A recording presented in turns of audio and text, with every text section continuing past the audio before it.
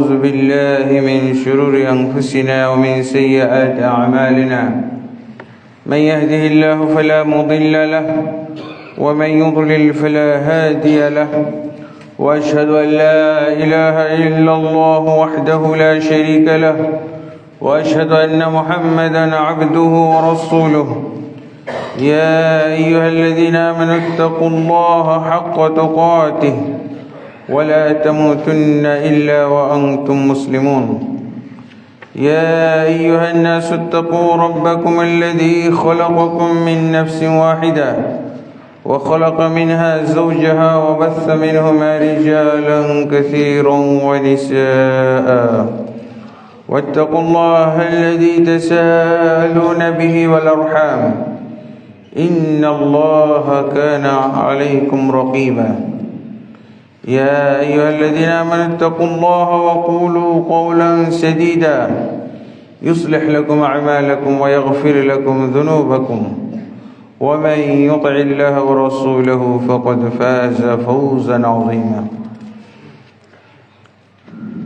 أما بعد، فإن خير الحديث كتاب الله، وخير الهدي هدي محمد صلى الله عليه وسلم، وشر الأمور محدثاتها، وكل محدثة بدعة، وكل بدعة ضلالة، وكل ضلالة في النار.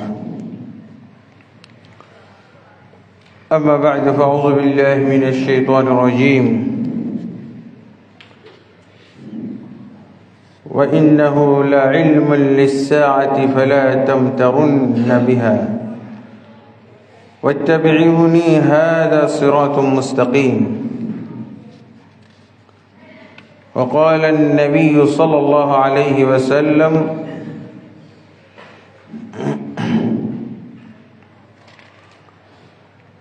يخرج في آخر أمة المهدي يسقيه الله الغيث وتخرج الأرض نباتها ويعطي المال صحاحا وتكثر الماشية وتعظم الأمة يعيش 7 أو 8. وقد ورد فيه أحاديث كثيرة. আলহামদুলিল্লাহ, আল্লাহ তাবারক ওয়া তাআলার অসংখ্য অগণিত তারিফাত যে আল্লাহ আমাদেরকে বিভিন্ন ধরনের ফিতনা, ফাসাদ, ঝামেলা এবং সমস্যা, প্রতিকূলতার মধ্যে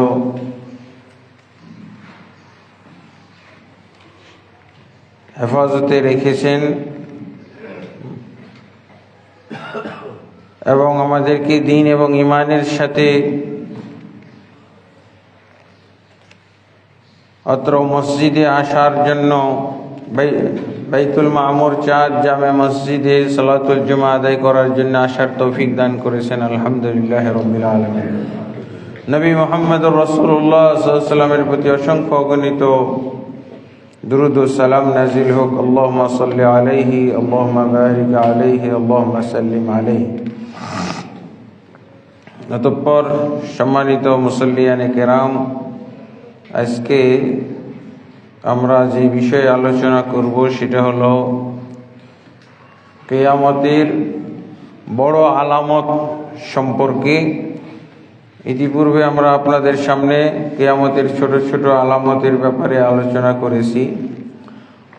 বড় আলামতগুলো মোটামুটি 10টা থেকে 11টা মতো হাদিসে পাওয়া যায়।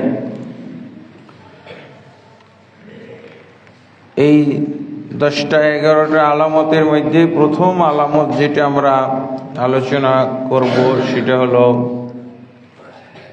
ইমাম মাহদী আলাইহিস সালাম সম্পর্কে। ইমাম মাহদী, তার সম্পর্কে অনেক দলিল প্রমাণ আছে। কোরআনে তাফসীর, কোরআনের বিভিন্ন আয়াতের তাফসীর থেকে তার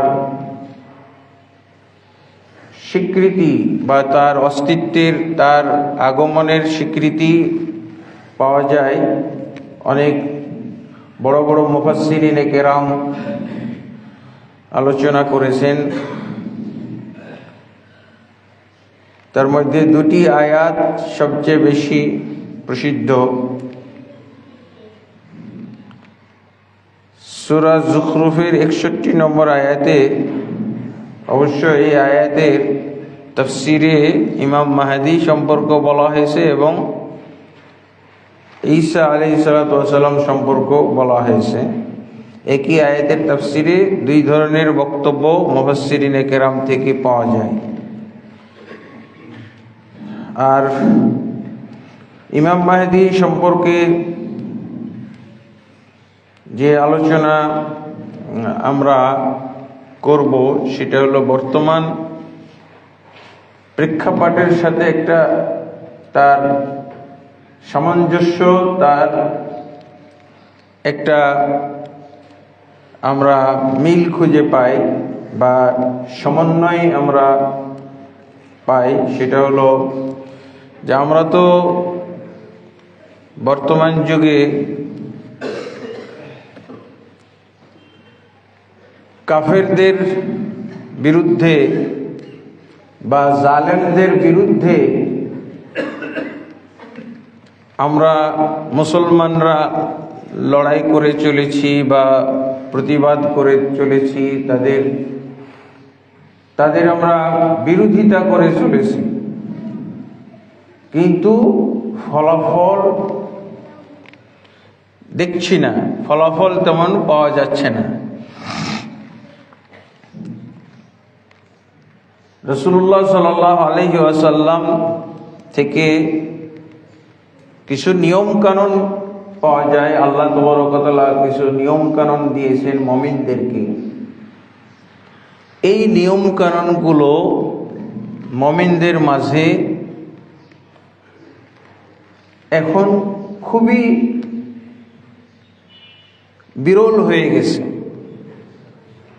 যদিও আমরা অসংখ্য অগণিত মুসলমান দেখে থাকি, প্রায় 200 কোটি, প্রায় কেউ বলে আরো বেশি, 210-15 কোটি মুসলমান। কিন্তু আসলে সত্যিকার অর্থে যদি কোরআন এবং হাদিসের নিয়ম অনুযায়ী মুসলমান খুঁজতে যাই তাহলে কয়জন পাব? আমি তো নিজের কথা না বলে মসজিদুল হারামের খতিবের কথাটা প্রায় উল্লেখ করি। মসজিদুল হারামের খতিব যিনি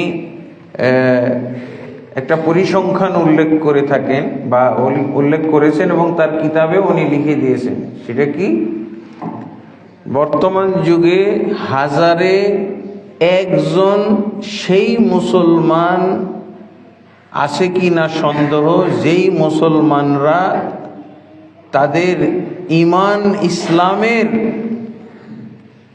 মাধ্যমে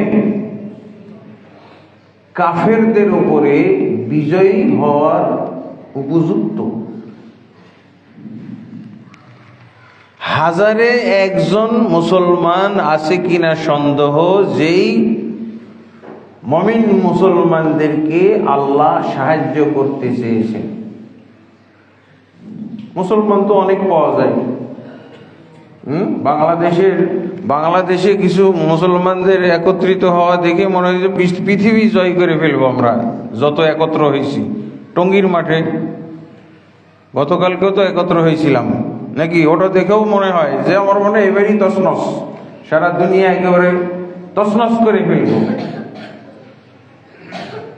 কিন্তু আল্লাহর যে সংজ্ঞা, রাসূল সাল্লাল্লাহু আলাইহি সাল্লামের যে সংজ্ঞা, সেই সংজ্ঞা অনুযায়ী যদি মুসলমান খুঁজতে যায় তাহলে ওই যে মসজিদুল হারামের খতিবের কথাটাই আমাদেরকে জানতে হবে। তারপরও আমি ওনার এই কথাটার ব্যাখ্যা এভাবে করি যে উনি তো আর বাংলাদেশে এসে এই জরিপটা করেননি 1000-এ 1 জন মুসলমান আছে কিনা সন্দেহ। উনি মক্কাতে মসজিদুল হারামে বসে কাবা শরীফ তওয়াফ করে হজ উমরা পালন করতে যায়, এই লোকগুলোকে দেখে এই জরিপটা করেছেন। টঙ্গীর মাঠে এসে অথবা 300 ফিট রাস্তায় এসে যদি গণনা করতেন তাহলে রেজাল্টটা অন্যরকম হইতে পারত। ইন্না লিল্লাহি ওয়া ইন্না ইলাইহি রাজিউন। তবুও মুসলমানরা আশাবাদী, আমরা বিজয়ী হব। হ্যাঁ, আশা করাটা খারাপ না, আশা করাটা একটা ইবাদত, কিন্তু আশার সাথে আমার প্রস্তুতির মিল আছে কিনা, নাকি অবান্তর আশা।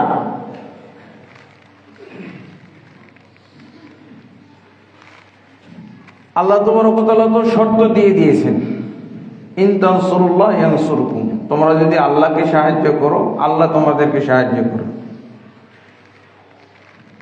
সূরা মুহাম্মদ 7 নম্বর আয়াত, ইন তানসুরুল্লাহ ইয়ানসুরকুম ওয়া ইউসাব্বিত আকদামাকুম, তোমরা যদি আল্লাহকে সাহায্য করো তবেই আল্লাহ তোমাদেরকে সাহায্য করবেন এবং তোমাদের পাগুলোকে কাফেরদের বিরুদ্ধে শক্ত করে দিবেন, শক্ত রাখবেন, দৃঢ় রাখবেন।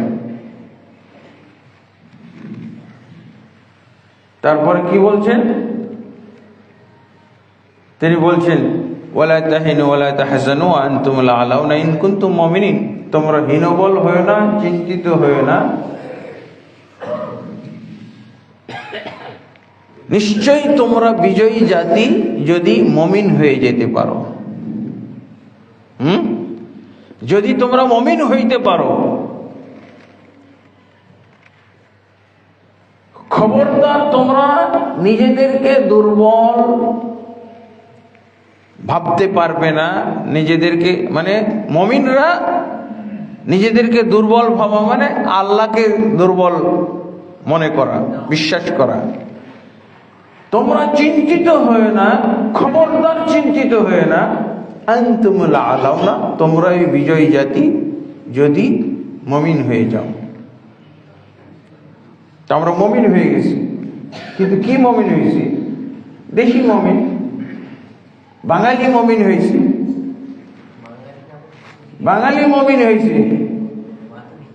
হ্যাঁ, বাঙালি মুমিন, মাতুরিদি মুমিন, আশারি মুমিন, গণতন্ত্রী মুমিন। ইন্না লিল্লাহি ওয়া ইন্না ইলাইহি রাজিউন। গণতন্ত্রী মুমিন, মুসলিম, ইসলামী গণতন্ত্র। ইন্না লিল্লাহি ওয়া ইন্না ইলাইহি রাজিউন। এইসব মুমিনদের ব্যাপারে আল্লাহ রাসূল সাল্লাল্লাহু আলাইহি ওয়াসাল্লামের অন্য হাদিস আছে যে যদিও লক্ষ লক্ষ শত শত কোটি কোটিও মুসলমান হয়ে যায়, পরাজয় তাদের জন্য। এই আয়াতগুলোর পাশাপাশি আবার এরকম কিছু আয়াত আছে যে আল্লাহ এক শ্রেণীর মুমিনদের জন্য তিনি অপমান এবং অপদস্থ লিখে রেখেছেন, বরাদ্দ করে রেখেছেন। আল্লাহ তাদেরকে অপমান করবেন, অপদস্থ করবেন, বেইজ্জত করবেন, তাদেরকে ধ্বংস করবেন, তাদের সাথে আল্লাহর শত্রুতা। এরকম মুমিনও আছে। এই মুমিনরাই এখন বর্তমান যুগে দেখা যায়। যেই মুমিনদের সাথে আল্লাহ, যেই মুমিনদেরকে আল্লাহ শত্রু মনে করেছেন, আল্লাহ শত্রু হিসেবে গণ্য করে নিয়েছেন, সেই মুমিন দেখা যায় আল্লাহ মুমিনদের বন্ধু, আল্লাহ মুমিনদের শত্রু। এটা এই সাইডটা আমরা আলোচনাই করি না। এই সাইডটা আল্লাহ মুমিনদেরকে সাহায্য করেন, আল্লাহ মুমিনদেরকে পরাজিত করেন, পরাস্ত করেন। দুইটাই কিন্তু আল্লাহ করেন। এখন যেটা চলতেছে যে আল্লাহ এই দায়িত্বটা পালন করতেছেন, এই ওয়াজিব পালন করতেছেন। মুমিনদেরকে আল্লাহ বেইজ্জত করবেন, মুমিনদেরকে আল্লাহ পরাজিত করবেন, পরাস্ত করবেন কাফেরদের হাতে। এই অবস্থা, এই বাস্তবতা এখন দেখি না। এগুলোর যদি আপনারা দলিল খুঁজেন, এখানে অনেক সময় আমরা আলোচনা করেছি। সূরা বাকারা 85 নম্বর আয়াত পড়বেন।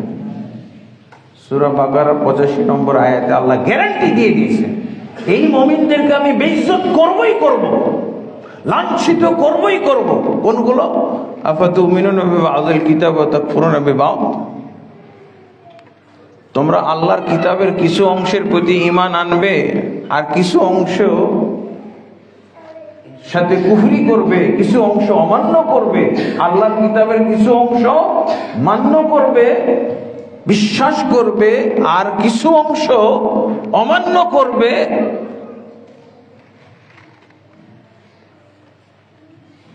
ফামা জাযাউ মান ইয়াফআলু যালিকা ইল্লা খিজয়ুন। এরকম যারা মুমিন মুসলিম হবে, যে আল্লাহর কিতাবের কিছু অংশ মানবে আর কিছু অংশ প্রত্যাখ্যান করবে, আল্লাহ বলছেন এদের জন্য দুনিয়াতে বেইজ্জতি ছাড়া আমি আর কোনো বিনিময় রাখি নাই, বেইজ্জতি ছাড়া। লাহুম ফিদ দুনিয়া খিজয়ুন।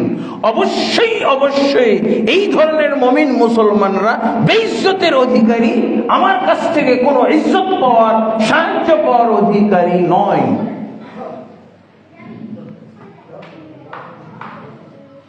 এটা আছে, কোরআনে আছে, আপনার কোরআনে আছে,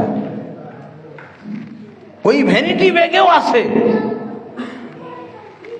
ভ্যানিটি ব্যাগে যে কোরআন থাকতো, আমাদের পলাতক প্রধানমন্ত্রীর ভ্যানিটি ব্যাগে নাকি একটা কোরআন থাকতোই, বুঝেছেন? ওই কোরআনেও আছে। তারপর তো বেইজ্জত তো দেখেছে। বেইজ্জত কাকে বলা হয়? ভ্যানিটি ব্যাগে কোরআন রেখেই বেইজ্জত। ভ্যানিটি ব্যাগে কোরআনটা রয়েই গেছে। ভক্তদের রিপোর্ট অনুযায়ী ওনার কোরআনে সব ভ্যানিটি ব্যাগে কোরআনটাই থাকতো। এই কোরআনেই লেখা আছে বেইজ্জত করবেন। যদিও সে সাধারণ পাবলিক হোক, ক্ষেত মজুর হোক, দিন মজুর হোক, লেবার হোক, শ্রমিক হোক, মন্ত্রী হোক, মিনিস্টার হোক, এমপি হোক, যত বড় সে নেতা হোক না কেন, লাহুম ফিদ দুনিয়া খিজয়ুন। আল্লাহ বলছেন এদের জন্য আমি আল্লাহ আর কোনো বিনিময়, আর কোনো পুরস্কার রাখি নাই দুনিয়াতে, শুধু বেইজ্জতি। শুধু কি? বেইজ্জতি। আল্লাহ শুধু বেইজ্জতি লিখে রেখেছেন বর্তমান যুগের মুসলমানদের জন্য। তারপরে আখিরাতে কি শান্তি পাওয়া যাবে না? আশাদ্দিল আযাব। আল্লাহ বলছেন কিয়ামতের দিন এদের জন্য আবার কঠিন আযাব আছে। কিয়ামতের দিন আল্লাহ তাদের জন্য কঠিন আযাব প্রস্তুত করে রেখেছেন।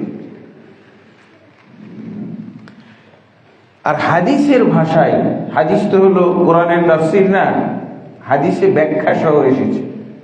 কিভাবে আল্লাহ বেইজ্জত করবেন সেটার ব্যাখ্যা রাসূলুল্লাহ সাল্লাল্লাহু আলাইহি ওয়াসাল্লাম বলছেন। এই সুনান ইবনে মাজাহ 4019 নম্বর হাদিস। মা নাকাদু আহদাল্লাহি ওয়া আহদা রাসূলিহি ইল্লা সাল্লাতাল্লাহু আলাইহিম আদুওয়াহুম। যখন তারা আল্লাহর সাথে চুক্তি ভঙ্গ করবে এবং তার রাসূলের সাথে চুক্তি ভঙ্গ করবে, তখন আল্লাহ এই মুসলমানদের যারা শত্রু তাদের দিয়ে শাস্তি দিবেন।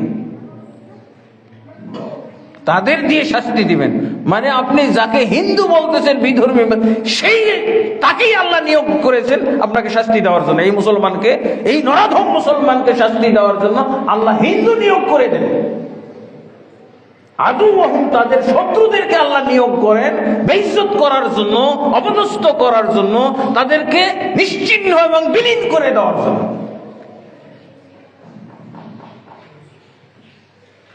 এটার উদাহরণ নেবেন, উদাহরণ দেখতে চান? মায়ানমার দেখেন, বেশি দূরে যায় না। মায়ানমার সাপ, বৌদ্ধদের হাতে মুসলমান সাপ, বৌদ্ধদের হাতে মুসলমান সাপ করে ফেলেছে। আরাকান, আমরা যাদেরকে রোহিঙ্গা বলতেছি, যারা পালিয়ে এসেছে তারাই বেঁচেছে, যারা বাংলাদেশে পালিয়ে এসেছে তারাই বেঁচে আছে, আর যারা ছিল তাদেরকে পুড়িয়ে হত্যা করেছে। পুড়িয়ে যেভাবে ইচ্ছা, নৃশংস নির্মম হত্যা। ইন্ডিয়াতে চলতেছে, আমাদের পালা আসতেছে। আমাদেরকে তো দেখেছেন না কিভাবে এক শ্রেণীর মুসলমান, তারপরও আরো আছে। রাসূলুল্লাহ সাল্লাল্লাহু আলাইহি ওয়াসাল্লাম বলছেন, রাসূলুল্লাহ সাল্লাল্লাহু আলাইহি ওয়াসাল্লাম বলছেন, ওয়া ইয়াখুযু বা'দা মা ফি আইদিহিম, শুধু তাদেরকে হত্যা করবে এবং তাদের সম্পদগুলো তারা লুটপাট করে নিয়ে যাবে। সম্পদগুলো কি হইল? আরাকানের গাজার কি হইল? আল্লাহ কি মরে গেছে নাকি? নাউজুবিল্লাহ, না, মুসলমান মরে গেছে। যেই মুসলমানকে আল্লাহ উপযুক্ত মনে করবেন, যেদেরকে সাহায্য করা উচিত, সেই মুসলমান খুঁজে পাওয়া যাচ্ছে না। আল্লাহ তাবারক ওয়া তাআলা সেই যুগে, রাসূলের যুগে সাহাবীদের মতো মানুষকেও শিক্ষা দিয়েছিলেন। ওয়ালাকাদ নাসারাকুমুল্লাহু ফি মাওয়াতিন কাসীরাতিন ওয়া ইয়াওমা হুনাইন ইয আ'জাবাতকুম কাসরাতুকুম ফালাম তুগনি আনকুম শাইআন ওয়া দাকাত আলাইকুমুল আরদু বিমা রাহাবাত সুম্মা ওয়াল্লাইতুম মুদবিরিন। হুনাইন যুদ্ধের সময় কি বলছিল মুসলমানরা? মক্কা বিজয়ের সময় তো একেবারে হেসে খেলেই বিজয় হয়ে গেল। মক্কা বিজয়, কোনো প্রতিরোধ, কোনো মোকাবেলা, কোনো সংঘর্ষ ছাড়াই মক্কা বিজয় হয়ে গেল। 12,000 বাহিনী মদিনার থেকে আল্লাহ রাসূল সাল্লাল্লাহু আলাইহি ওয়াসাল্লাম এনেছিলেন। 10,000 বা 12,000 কোনো মোকাবেলা ছাড়াই তারা একেবারে সাহস হারিয়ে ফেলেছিল মক্কাবাসীরা, যে না, এত বিপুল সংখ্যক বাহিনীর বিরুদ্ধে কিভাবে যুদ্ধ করব। ওরা সব আত্মসমর্পণ করেছে। আর যারা আত্মসমর্পণ করে মুসলমান হয়েছিল, আর যারা আত্মসমর্পণ করতে চাই নাই, যারা মুসলিম হবে না, তারা পালিয়ে গেছিল। পালিয়ে কোথায় গেছিল? হুনাইন। হুনাইনে গিয়ে হুনাইনের লোকদের সাথে একত্র হয়ে তারা কি করেছিল? মুহাম্মদ সাল্লাল্লাহু আলাইহি ওয়াসাল্লামের বিরুদ্ধে যুদ্ধ করার পরিকল্পনা করেছিল এবং যুদ্ধ হয়েছিল হুনাইন। ওই কথাটাই আল্লাহ সূরা তাওবার মধ্যে উল্লেখ করেছেন। তো মক্কাতে তো মক্কা বিজয় তো একেবারে পানির মতো হয়ে গেল। আবার দেখা যায় যে হুনাইনের যুদ্ধে তো এই বাহিনী, এই মক্কা বিজয় যাদের মাধ্যমে হলো, এই বাহিনীটাই কিন্তু হুনাইনের যুদ্ধে গেল। আরো কিছু নতুন নৌ মুসলিমরা অ্যাড হলো, দিয়ে প্রায় 12,000 মতো মুসলমানদের বাহিনী। এই তো সদ্য মক্কা বিজয় লাভ করেছে একটা বিশাল সাহস মুমিনদের অন্তরে। আর আজকে যে হুনাইনের যুদ্ধ হবে, এই যুদ্ধ তো কোনো ব্যাপারই না। তাদের মনের মধ্যে একটা শিরক তৈরি হইল, অন্তরের শিরক। মনের কি? ইয আ'জাবাতকুম কাসরাতুকুম। সাহাবী রাসূল সাল্লাল্লাহু আলাইহি ওয়াসাল্লাম সেই যুদ্ধের সেনাপতি, অথচ সাহাবীদের অনেকের মনে এটা এই মন মানসিকতা জন্ম নিল যে ও মক্কা বিজয় আমরা হেসে খেলেই অর্জন করেছি, 313 জনে আমরা বদরের যুদ্ধে বিজয় হয়েছি, 1000-এর বিপরীতে 313 জনে বিজয় হয়েছি, আর উহুদের যুদ্ধে 3000-এর বিপরীতে আমরা 700 জনে বিজয় হয়েছি। খন্দকের যুদ্ধে 10,000-এর বিপরীতে 1,500 বা 3,000 সেনাবাহিনী বিজয়ী হয়েছি। আজকে তো আমাদের 12,000। হেসে খেলেই তো আজকে বিজয় লাভ করব।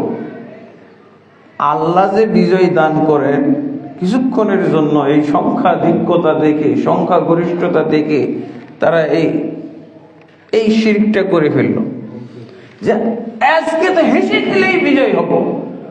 আল্লাহ সিদ্ধান্ত নিলেন যে এদের এই যে মন মানসিকতা তৈরি হয়েছে,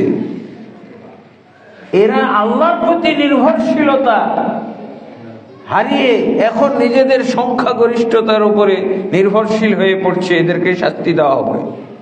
আল্লাহ সিদ্ধান্ত নিলে শাস্তি দিবেন। কাদের হাতে দিয়েছিলেন শাস্তিটা? অথচ রাসূলুল্লাহ সাল্লাল্লাহু আলাইহি ওয়াসাল্লাম সেটার সেনাপতি। সেই কাফেরদেরকে এমন ভাবে বিজয় করে দিলেন, চড়াও করে দিলেন। কাদের বিরুদ্ধে? নবীর বাহিনী, নবী সাল্লাল্লাহু আলাইহি ওয়াসাল্লাম সেনাপতি, সেই বাহিনীর বিরুদ্ধে আল্লাহ চড়াও করে দিলেন এবং বিজয় দান করলেন। প্রথম দিকে তো কাফেররা বিজয় হয়ে গেল, সব মুসলমান বাহিনী, সাহাবী পালিয়ে মাঠ ছেড়ে চলে গেল। অল্প কিছু লোক, রাসূলুল্লাহ সাল্লাল্লাহু আলাইহি ওয়াসাল্লাম যাননি এবং অল্প কিছু তার চাচা আব্বাস এবং আরো কিছু যারা প্রথম সারির সাহাবী, তারাই শুধু যাননি। অবস্থা খুব বেগতিক। আমাদের যুগে কি এরকম মুহাম্মদ সাল্লাল্লাহু আলাইহি ওয়াসাল্লামের মতো নেতা আছে? এই যে মুমিনদের ঢল দেখলাম, এর মধ্যে কি মুহাম্মদ সাল্লাল্লাহু আলাইহি ওয়াসাল্লামের মতো কোনো নেতা ছিল? সাহাবীর মতো কোনো নেতা ছিল? না তার চেয়েও ভালো ছিল? নাউজুবিল্লাহ। এরকম নেতা ছিল? এরকম নেতা আছে?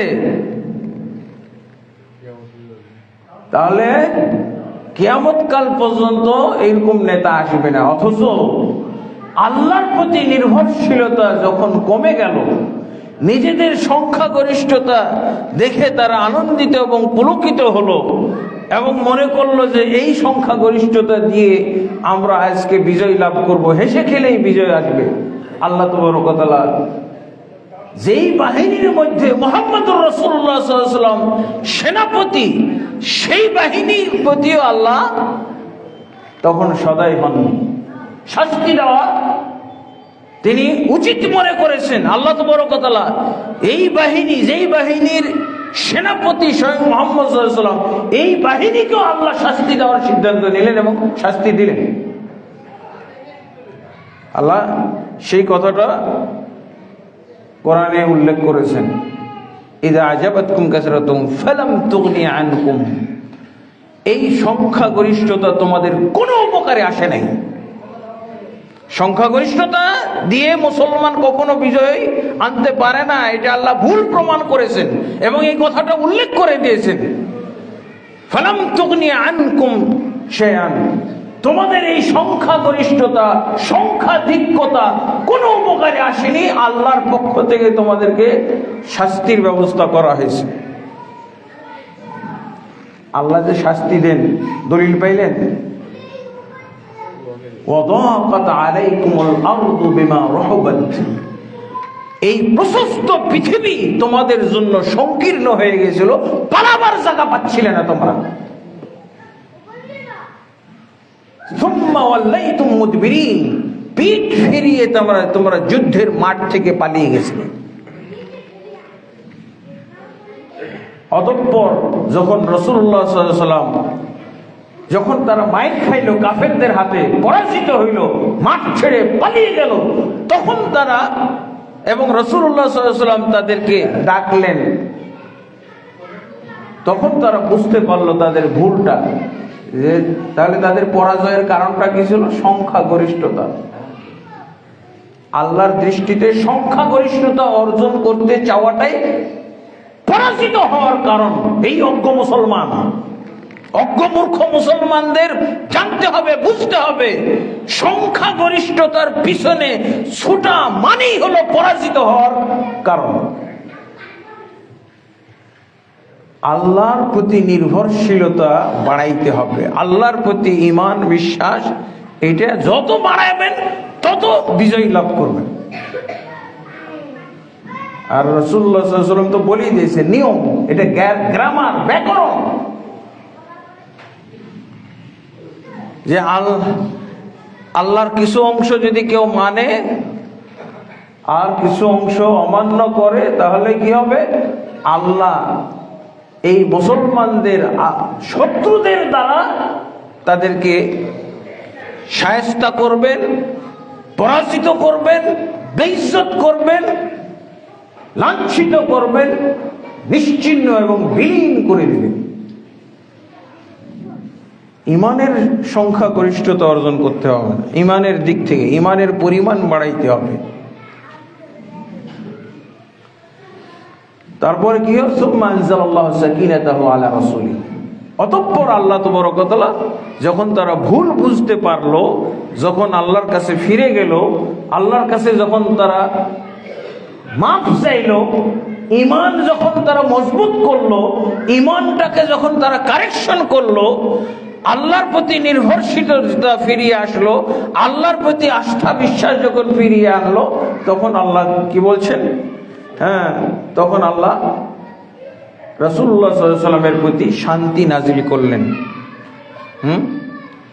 এবং তাদেরকে সাহায্য করলেন, এবং সেই পরাজয় বরণ করা সেই যুদ্ধে আবার তাদেরকে আল্লাহ জয় দান করলেন, বিজয় দান করলেন। আল্লাহু আকবার। এই আল্লাহর প্রতি নির্ভরশীলতা হারা মুসলমান, এই মুসলমানেরই খেল চলতেছে, এই মুসলমানেরই শুধু আমরা অস্তিত্ব দেখতে পাচ্ছি। আল্লাহ তাবারক ওয়া তাআলা আমাদেরকে ভুল বুঝার তৌফিক দান করুন, আল্লাহুম্মা আমিন। এই যে আমরা এর মধ্যেও আবার চিন্তা করি, পরাজয়ের কারণগুলো সব কমপ্লিট করেছি আমরা, অথচ এখনো চিন্তা করতেছি আমরা বিজয়ী হব। হবে না, হবে না। এটার একমাত্র একটাই অবস্থা গ্যারান্টি যুক্ত, সেটা হলো কি, ইমাম মাহদী আলাইহিস সালাতু ওয়াস সালাম যখন আসবেন। এখন হলো ছেলে খেলা, বিজয়ের নামে ছেলে খেলা, ছেলে খেলামি চলতেছে।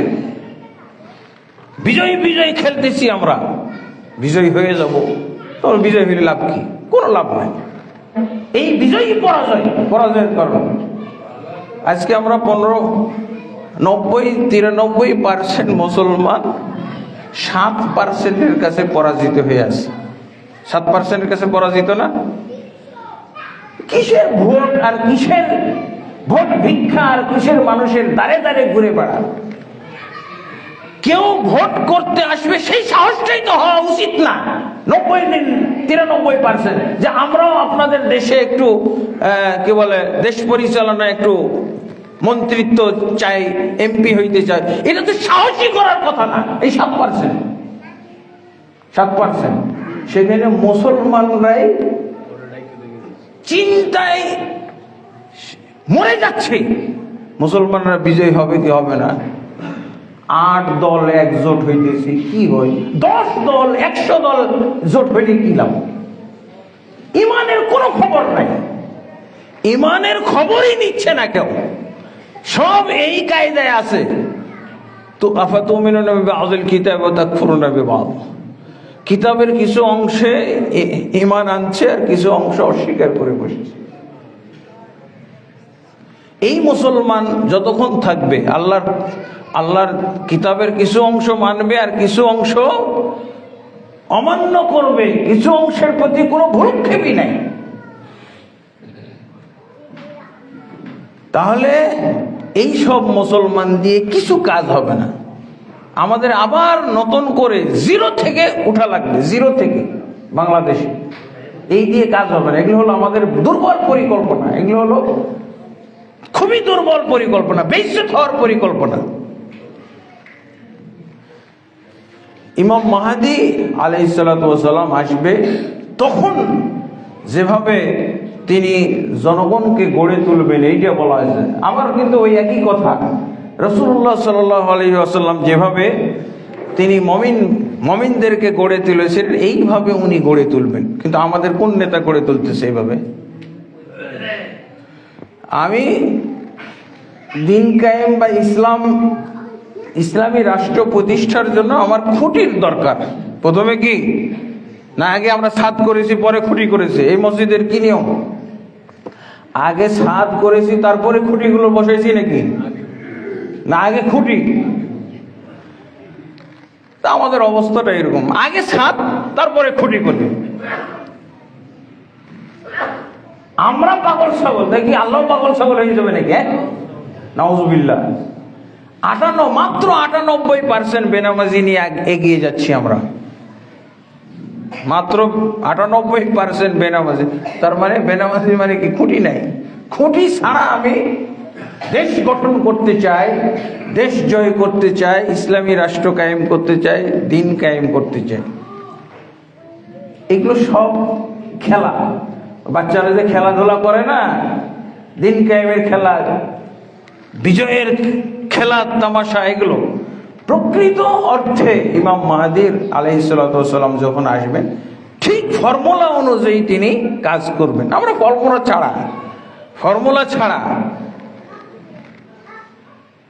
তো এইভাবে, এই জন্য আমাদেরকে ইমাম মাহদীর আলোচনাটা কিয়ামতের আলামত শুধু না, আমাদের মন মানসিকতা, আমাদের দিন ধর্মের সংস্কার, আমাদেরকে কেমন হইতে হবে তাহলে আমরা আশা করতে পারি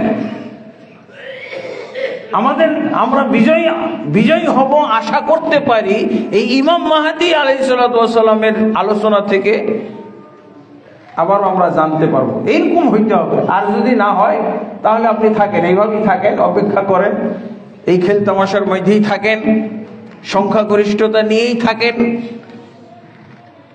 আল্লাহর প্রতি ঈমান আস্থা এগুলোর চর্চা বন্ধ করে দেন যেভাবে আমরা করেছি।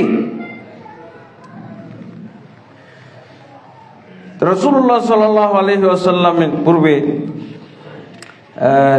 যেই আয়াতটাতে ইমাম মাহদী সম্পর্কে বলা হয়েছে সেটা হলো সূরা যুখরুফের 61 নম্বর আয়াত। কি বলা হয়েছে? ওয়া ইন্নাহু লাইলমুল লিসসাআতি, নিশ্চয়ই তিনি হচ্ছেন কিয়ামতের জ্ঞান, মানে কিয়ামত সম্পর্কে একটা নলেজ বা জ্ঞান। অন্য ভাষায়, অন্য কেরাতে আছে ওয়া ইন্নাহু লাআলামুল লিসসাআহ। হ্যাঁ, নিশ্চয়ই তিনি হচ্ছেন কিয়ামতের আলামত। আলাম হইলে তার অর্থ হলো আলামত, আর যদি ইলমুন হয় তাহলে কিয়ামত বিষয়ে একটা জ্ঞান বা কিয়ামত বিষয়ে ইলম। ফালা তামতারুন্না বিহা, অতএব সেই বিষয়ে খবরদার তোমরা মুমিনরা সন্দেহ সংশয় পোষণ করো না। ওয়াত্তাবিউনি, তোমরা আমাকে অনুসরণ করো। হাযা সিরাতুম মুস্তাকিম, এটি হচ্ছে সরল সঠিক পথ। তো এটা তাফসির মুফাসসিরিনে কেরাম দুই ধরনের তাফসির করেছেন। একটা হলো যে এইখানে যে কিয়ামতের আলামত বলা হয়েছে এটাতে ইমাম মাহদীকেও বোঝানো হয়েছে এবং ঈসা আলাইহিসসালাতু ওয়াসসালামকেও বোঝানো হয়েছে। একটু ফ্যানটা দেখেন। ইমাম মাহদীকেও বোঝানো হয়েছে এবং ইমাম ঈসা আলাইহিসসালাতু ওয়াসসালামকেও বোঝানো হয়েছে এই আয়াত দ্বারা। আবার এক আয়াতে ইমাম তবারি এবং ইমাম কুরতুবী রহমতুল্লাহ আলাই এই আয়াতগুলোর তাফসিরে বলেছেন লাহুম ফিদ দুনিয়া খিজিয়ুন, লাহুম ফিদ দুনিয়া খিজিয়ুন, যে আয়াতগুলোতে লেখা আছে কাফেরদের ব্যাপারে যে তাদের জন্য দুনিয়াতে অপমান এবং বেইজ্জতি আল্লাহ লিখেছেন কাফেরদের ক্ষেত্রে, সেটাও তার তাফসির কুরতুবী এবং তাফসির তবারিতে উল্লেখ করেছেন যে ইমাম মাহদী কাফেরদের জন্য অপমান এবং অপদস্থ হওয়ার কারণ। অর্থাৎ তিনি যখন আসবেন এবং তার সাথে যে সমস্ত মুমিন বাহিনী সঙ্গ দিবে বা তার অধীনস্থ হয়ে যুদ্ধ করবে তাদের হাতে কাফের মুশরিকরা বেইজ্জত হবে দুনিয়াতে, আর আখিরাতে তো তাদের জন্য বেইজ্জতি অপেক্ষা করতেছে। রাসূলুল্লাহ সাল্লাল্লাহু আলাইহি ওয়াসাল্লাম থেকে ইমাম মাহদী সম্পর্কে অনেকগুলো হাদিস আছে। ইমাম মাহদী, তাহলে কোরআনের আয়াতে এইসব আয়াত থেকে ইশারা বা তাফসীর কারকগণ উল্লেখ করেছেন, আর হাদিসে তো ব্যাপকভাবে সহিহ বুখারী মুসলিম সহ অন্যান্য হাদিস গ্রন্থে এই উল্লেখ এসেছে। ইমাম মাহদী সম্পর্কে সওবান রাদিয়াল্লাহু বর্ণিত একটি হাদিস আলোচনা করব। সেটা হলো ক্বালা রাসূলুল্লাহ সাল্লাল্লাহু আলাইহি ওয়াসাল্লাম, রাসূলুল্লাহ সাল্লাল্লাহু আলাইহি ওয়াসাল্লাম বলছেন ইক্তাতিলু ইনদা কানজিকুম সালাসাতুন, তোমাদের এই ধনভাণ্ডারের কাছে তিনজন ব্যক্তি বা তিনজন নেতা যুদ্ধ করবে। কুল্লুহুম ইবনু খলিফা, তারা সবাই হলো নেতার ছেলে, তারা হবে সবাই নেতার ছেলে। সুম্মা লা ইয়াসিরু ইলা ওয়াহিদিন মিনহুম, অথচ এই ভাণ্ডার, এই ধনভাণ্ডার কারো জন্যই হবে না, কেউ চূড়ান্তভাবে এটা দখলে নিতে পারবে না। সুম্মা তাতলুর রায়াত আসসুদ মিন কিবালিল মাশরিক, অতঃপর বেশ কিছু কালো পতাকা নিয়ে মুমিন বাহিনী তারা আসবে। মিন কিবালিল মাশরিক মানে পূর্ব দেশ থেকে বলতে যে রাশিয়ার এইসব এলাকা থেকে। ফায়াকতুলুনাকুম কতলান, অতঃপর তোমাদেরকে তারা হত্যা করবে। আর এদের সাথে কিন্তু ইমাম মাহদী আলাইহিস সালাতু ওয়াস সালাম যুদ্ধ করবেন। এই যুদ্ধে ইমাম মাহদী আলাইহিস সালাতু ওয়াস সালাম সম্পর্কে আল্লাহ রাসূল সাল্লাল্লাহু আলাইহি ওয়াসাল্লাম বলছেন, ফাইযা রাআইতুমুহু ফাবাইউহু, যখন তোমরা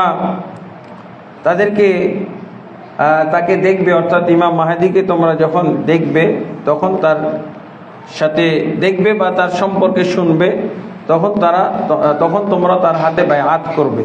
ওয়ালাউ হাবওয়ান আলা সালজি, যদিও পাথর বা কি বলে বরফের উপর দিয়ে হামাগুড়ি পেড়েও তোমাদেরকে সেখানে যেতে হয়, অনেক কষ্ট হয়, তারপরও তোমাদের সেখানে গিয়ে তার সাথে বায়আত করা উচিত। তো এই ধরনের হাদিস, এই হাদিসের মধ্যে তো যুদ্ধের একটা ইঙ্গিত পাওয়া যাচ্ছে যে ইমাম মাহদী আলাইহিস সালাতু ওয়াস সালামের সাথে যুদ্ধ হবে।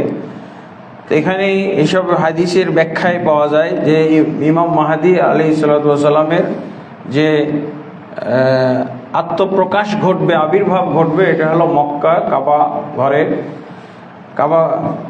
কাবার কাছে মাকামে ইব্রাহিম এবং হাজরে আসওয়াদের মাঝামাঝি জায়গায়, হাজরে আসওয়াদ এবং মাকামে ইব্রাহিমের মাঝামাঝি জায়গায় তার সাথে বায়আত করা হবে। এবং আল্লাহ রসুল সাল্লাল্লাহু আলাইহি ওয়াসাল্লাম তার সম্পর্কে যেটা বলছেন যে ইমাম মাহদী আলাইহিস সালাতু ওয়াস সালাম তিনি নিজেও কিন্তু জানবেন না যে তিনি ইমাম মাহদী, তিনি নিজেও জানবেন না যে তিনি ইমাম মাহদী। যেমন রাসূলুল্লাহ সাল্লাল্লাহু আলাইহি ওয়াসাল্লাম জানছিলেন যে তিনি নবী, তার কাছে ফেরেশতা এসেছে, ওহী এসেছে, যার জন্য উনি জানতে পেরেছেন। এবং রাসূলুল্লাহ সাল্লাল্লাহু আলাইহি ওয়াসাল্লাম দাবিও করেছেন আমি আল্লাহর নবী, আমি আল্লাহর রাসূল, এভাবে দাবি করেছিলেন। কিন্তু ইমাম মাহদী আলাইহিস সালাতু ওয়াস সালাম সম্পর্কে যেটা হাদিসে এসেছে, আলী রাদিয়াল্লাহু আনহু বর্ণিত হাদিস, قال রাসূল সাল্লাল্লাহু আলাইহি ওয়াসাল্লাম আল মাহদী মিন্না আহলাল বাইতি ইসলিহুল্লাহু ফি লাইলাতিন। ইমাম মাহদী সম্পর্কে আল্লাহ রাসূল সাল্লাল্লাহু আলাইহি ওয়াসাল্লাম বলছেন ইমাম মাহদী হলো আমাদের থেকে, আমাদের বংশ থেকে, আমাদের বংশের সিলসিলা থেকে, অর্থাৎ রাসূলুল্লাহ সাল্লাল্লাহু আলাইহি ওয়াসাল্লাম বংশের সিলসিলা থেকে আসবেন। আহলাল বাইত, এবং তিনি আহলে বাইতের সদস্য হবেন। আহলুল বাইত শব্দটার মধ্যে অনেক চুলকানি আছে, বুঝেছেন, এবং অনেক সহিহ আকীদা এবং বাতিল আকীদা এখানে নিহিত রয়েছে।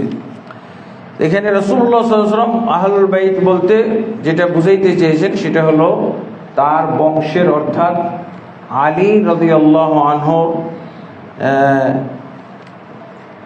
আলী রাদিয়াল্লাহু আনহু সন্তান হাসান বিন আলী রাদিয়াল্লাহু, ফাতেমার কন্যা হাসান বিন ফাতেমা, এবং আলীর স্ত্রী ফাতেমা রাদিয়াল্লাহু আনহার যে সন্তান হাসান, বড় ছিলেন হাসান বিন আলী, তার বংশধর থেকে জন্ম নেবেন এই কি বলে ইমাম মাহদী। এবং ইমাম মাহদী সম্পর্কে আল্লাহ রাসূল সাল্লাল্লাহু আলাইহি ওয়াসাল্লাম আরও বলছেন যে তার নাম এবং মুহাম্মদ সাল্লাল্লাহু আলাইহি ওয়াসাল্লামের নাম এক হবে, তার পিতার নাম এবং মুহাম্মদ সাল্লাল্লাহু আলাইহি ওয়াসাল্লামের পিতার নাম এক হবে, অর্থাৎ মোহাম্মদ অথবা আহমদ, মোহাম্মদ বিন আবদুল্লাহ অথবা আহমদ বিন আবদুল্লাহ মিন সিলসিলাত ফাতিমা, হাসান বিন আলী, আবদুল্লাহর পুত্র মোহাম্মদ, এইভাবেই তার নামটা আসবে। অথচ আমাদের সমাজে আরও যে সমস্ত ইমাম মাহদীর দাবি করা হয়, ইমাম মাহদীর অনেক দাবি করা হয়েছে, যেমনভাবে রাসূলুল্লাহ সাল্লাল্লাহু আলাইহি ওয়াসাল্লাম ভুয়া নবী, ভণ্ড নবীর অনেক দাবি করা হয়েছে। হ্যাঁ, এবং আল্লাহ রাসূল সাল্লাল্লাহু আলাইহি ওয়াসাল্লাম বলছেন যতক্ষণ পর্যন্ত 30 জন ভণ্ড নবী আত্মপ্রকাশ না করবে ততক্ষণ পর্যন্ত কিয়ামত অনুষ্ঠিত হবে না। ঠিক মাহদীও এরকম ভণ্ড মাহদী অনেক অনেক দুনিয়াতে আসবে, এমনকি মহিলা পর্যন্ত ইমাম মাহদী দাবি করেছে। বর্তমান যুগে বা আমাদের এই ভারতবর্ষেই দেখা যাবে যে কাদিয়ানীরা, মির্জা গোলাম আহমদ কাদিয়ানীকে তারা একবার নবী দাবি করে, আর যদি একটু তাদের সাথে বাহাসে লাগেন তখন ওরা নবী দাবি বাদ দিয়ে বলে যে উনি হলেন মাহদী, উনি মাহদী দাবি করে। আবার বলেন উনি জিল্লি নবী, মানে ছায়া নবী, আসল নবী না, উনি হলেন ছায়া নবী। আর কি আরো বলে উম্মতি নবী, মানে ওদের সাথে বাহাসে বসলে যখন পর্যায়ক্রমে তারা পরাজিত হইতে থাকে তখন একটার পর একটা শব্দ যোগ করতে থাকে, উম্মতি নবী। আবার বলে জিল্লি নবী। আর মুহাম্মদ সাল্লাল্লাহু আলাইহি ওয়াসাল্লাম হলেন আখেরি নবী, আর এরা হলো মুহাম্মদ সাল্লাল্লাহু আলাইহি ওয়াসাল্লামের কাছ থেকে পাশ নেওয়া নবী, মুহাম্মদ সাল্লাল্লাহু আলাইহি ওয়াসাল্লাম থেকে পাশ নেওয়া নবী। মানে শেষ যুগের শ্রেষ্ঠ এবং সবচেয়ে বড় নবী হলো মুহাম্মদ সাল্লাল্লাহু আলাইহি ওয়াসাল্লাম। আর অন্যান্য যে আরো নবী আসবে নাউজুবিল্লাহ, এরা হলো জিল্লি নবী, উম্মতি নবী। আর মির্জা গোলাম সম্পর্কে তারা কখনো বলে তিনি ঈসা, কখনো বলে তিনি মাহদী, নাউজুবিল্লাহ। এবং কিছু কিছু জাল হাদিস আছে, হ্যাঁ, লাল মাহদী ইল্লা ঈসা ইবনে মারইয়ামা, হ্যাঁ, মাহদী আর কেউ নন, তিনি হলেন ঈসা বিন মারইয়াম। ঈসা বিন মারইয়াম আর মাহদী একই জিনিস, তার মানে তাদের সম্পর্কে। আর শিয়াদের যে ইমাম মাহদী, সেই শিয়াদের ইমাম মাহদী হলো সে তো এখন দুনিয়াতেই বেঁচে আছে। শিয়াদের যে ইমাম মাহদী, তার নাম আবার এই হাদিস মোতাবেক নবীর নামের সাথে বা কি বলে তার পিতার নামের সাথে তার পিতার নাম মিল নাই। মুহাম্মদ বিন হাসান আল আসকারি, তার নাম হলো মুহাম্মদ বিন হাসান আল আসকারি। 300 হিজরির দিকে ওনার জন্ম। শিশু অবস্থায় নাকি সিরদাব সামররা, ইরানের একটা পাহাড়ের গর্তের মধ্যে ঢুকে গেছে, আর উনি বের হয় না। এখন বিরাট ডিউটি হলো এই পাহাড়ের গুহার কাছে তারা পাহারা দিতে থাকে, পাহারা দিয়ে এখনো দিচ্ছে। এটা তাদের একটা দীর্ঘমেয়াদী একটা হলো কুসংস্কার ভিত্তিক আমল, কুসংস্কার ভিত্তিক আমল এইটার মধ্যে ঢুকে গেছে। উনি শেষ যুগে বের হয়ে আসবে, শিয়াদের ইমাম মাহদী। আর ইহুদিদের ইমাম মাহদী হলো দাজ্জাল। ইহুদিরা যে ইমাম মাহদী দাবি করে সেটা হলো দাজ্জাল, দাজ্জালকে তারা ইমাম মাহদী মনে করে। তো এইভাবে ইমাম মাহদী নিয়ে অনেক বিভ্রান্তি আছে। ইমাম মাহদী, আল্লাহ রাসূল সাল্লাল্লাহু আলাইহি ওয়াসাল্লাম মৃত্যুর পর ভণ্ড নবী 30 জন আসবে, অথচ ইমাম মাহদী প্রায় 3000 মতো এই পর্যন্ত এসেছে। কিছুদিন আগে আমাদের এক পরিচিত, আমার ছেলের টিচার, তো উনি আমাকে ফোন দিয়ে বলছেন যে টাঙ্গাইলের ইমাম মাহদী উনি তো সফর সঙ্গী নিয়ে সৌদি আরব যাচ্ছে। কাবা ঘরের মাকামে ইব্রাহিমের ওখানে গিয়ে উনি বায়াত করাবেন। 30 জন মতো নিয়ে, 30 জন টাঙ্গাইলের অধিবাসী নিয়ে, বাংলাদেশের তার বন্ধু বান্ধব নিয়ে উনি একেবারে বায়াত মাহাদি এবং যারা বায়াত করবে তাদেরকে নিয়ে উনি রওনা দিচ্ছে। তো আপনার যদি সৌদি আরবে তাকে ঠেকানোর মতো কোনো বুদ্ধি থাকে তাহলে ব্যবস্থাকে যেন তার ফিতনা ব্যাপক হওয়ার আগে, তার ফিতনা প্রচার হওয়ার আগে তাকে যেন গ্রেপ্তার বন্দি করা হয়, এই জন্য আমাকে উনি বললেন। তা আমি এরকমটা হইতে পারে এরকম বিশ্বাসই করিনি, কিন্তু কয়েকদিন পরে এটা ঘটেও গেল। টাঙ্গাইলের সেই ইমাম মাহাদি উনি সৌদি আরব পাড়ি দিয়েছেন, ওনার অনুসারীরা এয়ারপোর্টে ধরা পড়েছে, কি যেন নামটা আমার মনে নাই। তো উনি আগে তাবলিগ জামাত করতেন, তাবলিগ জামাতে করতে করতে উনি স্বপ্নে দেখা শুরু করলেন উনি ইমাম মাহাদি। স্বপ্নে দেখতে দেখতে উনি দাবি করাও শুরু করলেন ইমাম মাহাদি, এবং বেশ কিছু অনুসারীও তৈরি করলেন।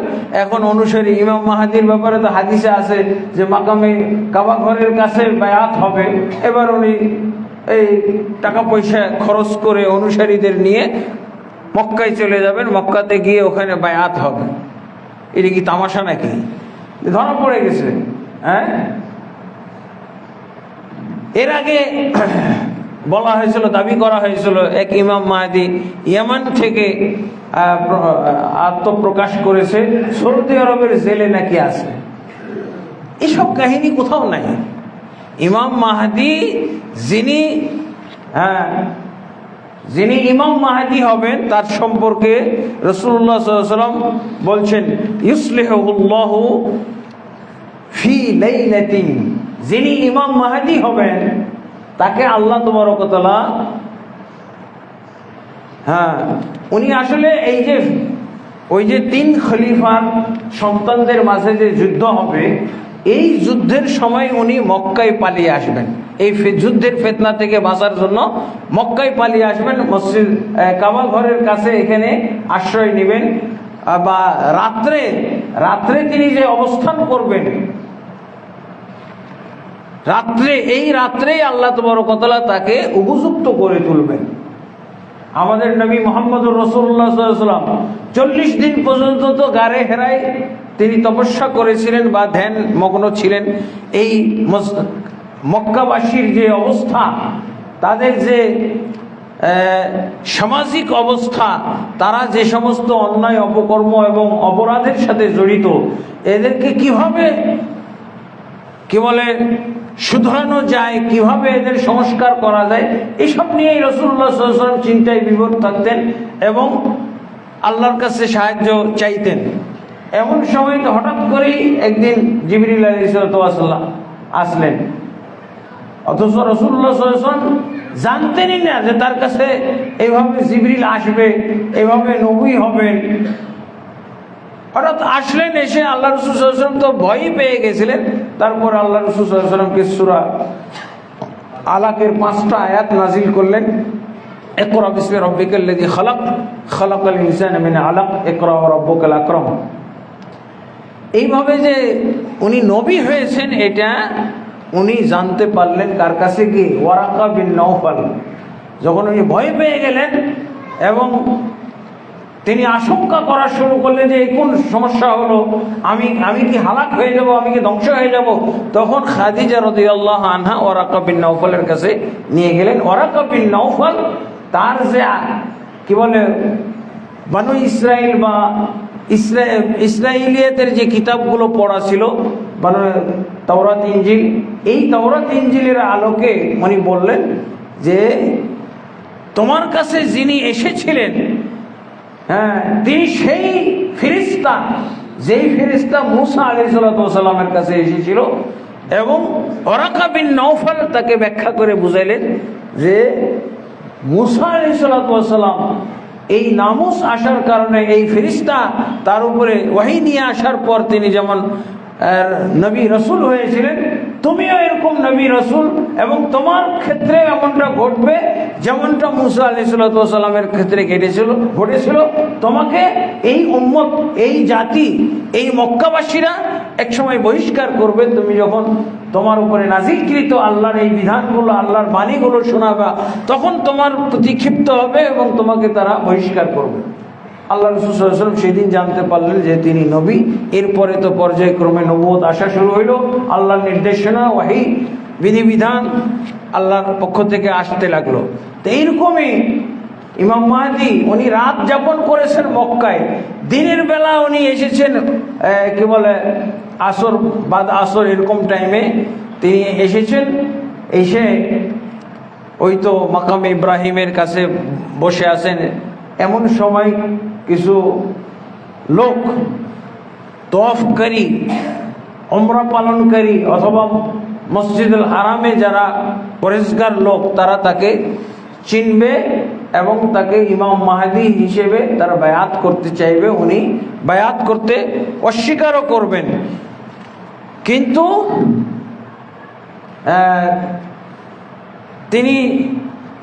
তিনি তখন থেকে ওই যে আল্লাহ তাকে ওই এক রাত্রে যে অবস্থান করেছেন, ওই এক রাত্রেই তাকে পরিশুদ্ধ করে তুলেছেন, উপযুক্ত করে তুলেছেন। তার ভিতরে সেই যোগ্যতা আল্লাহ তাবারক ওয়া তাআলা তৈরি করে দিয়েছেন। ইসলাম এবং উম্মতে মুহাম্মদ সাল্লাল্লাহু আলাইহি ওয়াসাল্লামের দ্বীনের জ্ঞান আল্লাহ তার মধ্যে পরিপূর্ণ করে দিবেন এবং ঈমান পরিপূর্ণ করে দিবেন এবং বিশুদ্ধ ঈমান, বিশুদ্ধ দ্বীন আল্লাহ তাবারক ওয়া তাআলা তার মধ্যে লোড করে দিবেন। যার ফলে এইগুলোর বহিঃপ্রকাশ ঘটতে থাকবে এবং এই বহিঃপ্রকাশ ঘটা দেখেই কিন্তু যারা সেখানে মক্কায় থাকবে, কাবার ঘরের কাছে থাকবে, তারা তার হাতে বায়াত করবে এবং বায়াতের বিষয়টা ব্যাপক যখন হয়ে যাবে তখন তার বিরুদ্ধে একটা বাহিনী আসবে। বাহিনী যুদ্ধ করতে, তাকে পরাস্ত করতে বা তাকে দমন করার জন্য আসবে, কিন্তু সেই বাহিনীকে আল্লাহ তাবারক ওয়া তাআলা মাটি ধসিয়ে দিয়ে তাদেরকে ধ্বংস করবেন। এরপরে একটার পর একটা বিজয় তার মাধ্যমে আসতে থাকবে। আল্লাহর রাসূল সাল্লাল্লাহু আলাইহি ওয়াসাল্লামের যে হাদিস আমরা পড়েছি, লা তাযালু তায়ফাতুম মিন উম্মতি ইউকাতিলুনা আলা হাক্কি যাহিরিনা ইলা ইয়াউমিল কিয়ামা قال فينزل عيسى ابن مريم فيقول أميرهم تعالى صل بنا। তো আল্লাহ রাসূল সাল্লাল্লাহু আলাইহি ওয়াসাল্লাম বলছেন, আমার উম্মতের একটা অংশ, একটা দল সর্বদা এই দুনিয়ায় হকের ওপরে প্রতিষ্ঠিত থাকবে এবং হকের ওপরে তারা যুদ্ধ জিহাদ করে যাবে। তাদের শেষ ব্যক্তি হবেন কি এই ইমাম মাহদী আলাইহিস সালাতু ওয়াস সালাম। তিনি যুদ্ধ করে যাবেন কাফেরদের বিরুদ্ধে এবং বিজয়ী লাভ করতে থাকবেন। এমন সময় তার বিরুদ্ধে বড় বাহিনী যেটা আসবে দাজ্জালের নেতৃত্বে এই খোরাসানের দিক থেকে, তো তাদের বিরুদ্ধে যুদ্ধের সময় কিন্তু আল্লাহ তাবারক ওয়া তাআলা ঈসা আলাইহিস সালাতু ওয়াস সালামকে প্রেরণ করবেন। ঈসা আলাইহিস সালাতু ওয়াস সালাম এসে মাহদী আলাইহিস সালাতু ওয়াস সালামকে সাহায্য করবেন এবং দাজ্জালকে হত্যা করবেন। এগুলো আসলে লম্বা চওড়া আলোচনা। একটা আলামত নিয়েই আজকে যে আমরা আলোচনা করতে গিয়ে দেখা যায় যে আমাদের সময় শেষ, খুতবার সময় শেষ। ইনশাআল্লাহ পর্যায়ক্রমে আমরা বাকি আলোচনাগুলো করব। তো তার সম্পর্কে যেটা এসেছে, ইসলাহুল্লাহ ফি লাইলাতিন, তাকে যে আল্লাহ পরিশুদ্ধ করবেন এক রাত্রে বা রাতারাতি, আর দিনের বেলায় উনি বায়াত করে সেদিন থেকেই মাহদীর কার্যক্রম তিনি শুরু করবেন। তো এই ব্যাপারে ইবনু কাসির রহমতুল্লাহ আলাই উল্লেখ করছেন তার বিদায়া নিহায়া গ্রন্থের মধ্যে কি ইসলাহুল্লাহ, আল্লাহ তাকে যে পরিশুদ্ধ করবেন এটা কিভাবে, ইয়াতুবু আলাইহি, তিনি এর আগে যদি বিভিন্ন ধরনের পাপ কাজ করেও থাকেন, অন্যায় অপকর্ম করেও থাকেন, তা আল্লাহ তাবারক ওয়া তাআলা তাকে তওবা করার তৌফিক দান করবেন, তওবার তিনি মন মানসিকতা দান করবেন, তাকে অনুতাপ এবং অনুশোচনা দান করবেন তার জীবনের পাপ কর্মের জন্য, অন্যায় অপরাধের জন্য, এবং আল্লাহ তাবারক ওয়া তাআলা তার তওবাকে কবুল করবেন। তারপরে আল্লাহ তাকে ইলহাম করবেন। জ্ঞানের ইলহাম নবী মুহাম্মদুর রাসূলুল্লাহ সাল্লাল্লাহু আলাইহি ওয়াসাল্লামের, না হলে এক রাত্রে কি এই সহিহ বুখারী মুসলিম কিতাব তাফসির, বিশুদ্ধ তাফসির সব জেনে উনি পণ্ডিত হয়ে যাবেন এক রাতে? এটি কি সম্ভব? এটা আল্লাহ করে দিবেন। ইউফিকুহু, আল্লাহ তাকে তৌফিক দান করবেন, তাকে ইলহাম করবেন। ইলহামের মাধ্যমে ওয়াহি আর ইলহাম, ওয়াহি হলো নবীদের ক্ষেত্রে, আর নবী ছাড়া যারা ওলি আউলিয়া, যারা দিনদার পরেজগার, তাদের প্রতি আল্লাহ কি নাজিল করেন? ওয়াহির মতোই, কিন্তু সেটাকে বলা হয় ইলহাম। এটা সরাসরি আল্লাহ তাবারক ওয়া তাআলা তার অন্তরের মধ্যে ঢেলে দেন এবং তাকে আল্লাহ তাবারক ওয়া তাআলা সঠিক পথে, তিনি যেই পদক্ষেপ নেবেন, যেই সিদ্ধান্ত নেবেন, সেই সিদ্ধান্ত, সেই পদক্ষেপকে আল্লাহ সঠিক করে দিবেন। আল্লাহর পক্ষ থেকে সঠিক সিদ্ধান্তেই পৌঁছবে যা তিনি করবেন। এবং তার কিছু দৈহিক বর্ণনাও বিভিন্ন হাদিসের মধ্যে এসেছে। তো তিনি যখন ঈসা আলাইহিস সালাতু ওয়াস সালাম যখন তার সাথে মিট করবেন এমন অবস্থায় যে তখন সালাতের জন্য আজান হয়ে গেছে, একামত হয়ে যাবে, এমন সময় ঈসা আলাইহিস সালাতু ওয়াস সালাম ইমাম মাহদী আলাইহিস সালাতু ওয়াস সালামের সালাতের জামাতে অ্যাটেন্ড করবেন। তখন ইমাম মাহদী ঈসা আলাইহিস সালাতু ওয়াস সালামকে চিনে ফেলবেন। তিনি বলবেন যে আপনি ইমামতি করুন। তাকে ঈসা আলাইহিস সালাতু ওয়াস সালামকে বলবেন আপনি ইমামতি করুন। কিন্তু ঈসা আলাইহিস সালাতু ওয়াস সালাম বলবেন যে না, আপনাদের পক্ষ থেকেই যেমন আমির তেমন ইমাম, সালাতেরও ইমাম হবে আপনাদের পক্ষ থেকে, আমি না, আমি মুক্তাদি হিসেবে আজকে সালাত পড়ব। এখান থেকেই বোঝা যায়, এই হাদিস থেকেই অনেকে বলেন যে ঈসা আলাইহিস সালাতু ওয়াস সালাম আমাদের নবী মুহাম্মদ সাল্লাল্লাহু আলাইহি ওয়াসাল্লামের উম্মত পদ গ্রহণ করেছেন। তিনি নবুয়ত পদ বাদ দিয়ে উম্মতের পদ গ্রহণ করেছেন। এটাকেই তিনি শ্রেষ্ঠ এবং শ্রেয় মনে করেছেন তার জন্য। এবং তিনি বলেছেন তাকরিমাতুল্লাহি হাদিহিল উম্মাহ, আমি আজকে ইমামতি না করে ইমামতির দায়িত্ব বা ইমামতির জন্য অনুরোধ করছি আপনাকে, কারণ আল্লাহ তাবারক ওয়া তাআলা এই উম্মতের জন্য এই সম্মান বরাদ্দ করেছেন। আমিও এই উম্মতকে সম্মান জানানোর জন্য আজকে ইমাম না হয়ে আমি মুক্তাদি হয়ে সালাত পড়াকে পছন্দ করলাম। তো আলহামদুলিল্লাহ, এই জন্য আল্লাহ রাসূল সাল্লাল্লাহু আলাইহি ওয়াসাল্লাম বলছেন লাউকানা মূসা হাইয়ান মা ওয়াসাউ ইল্লা ইত্তিবাই, যদি মূসা আলাইহিস সালাতু ওয়াসাল্লাম আজকে জীবিত থাকতেন তাহলেও তিনি আমার অনুসরণ করতেন। আরেক বর্ণনা আছে লাউকানা ঈসা ও মূসা হাইয়ানে, যদি ঈসা মূসা দুইজন উপস্থিত থাকতেন, জীবিত থাকতেন, আজকে তারা আমার অনুসরণ করতেন। তো আলহামদুলিল্লাহ, তো আজকে আমরা ঈসা মাহদী আলাইহিস সালাতু ওয়াস সালাম সম্পর্কে আলোচনা করলাম। তার সম্পর্কে আমরা সমস্ত দলিল আলোচনা করার সময় পাবো না। প্রায় 80টা মতো তার সম্পর্কে হাদিস এসেছে সহিহ জয়ীফ মিলে, এবং প্রায় 100-র উপরে বর্ণনাকারীরা এই হাদিসগুলো বর্ণনা করেছেন। আমরা কিছু নমুনা স্বরূপ আপনাদের কাছে তুলে ধরলাম। ইনশাআল্লাহ ঈসা আলাইহিস সালাতু ওয়াস সালামের আলোচনায়ও ইমাম মাহদী সম্পর্কে আনুষঙ্গিক আলোচনা আসবে। আল্লাহ তাবারক ওয়া তাআলা আমাদের সবাইকে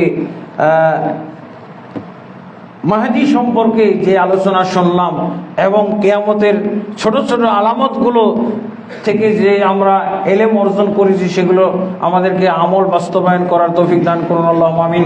আস্তাগফিরুল্লাহ লি ওয়া লাকুম ওয়া লিসাইরিল মুসলিমিন ফাস্তাগফিরুহু।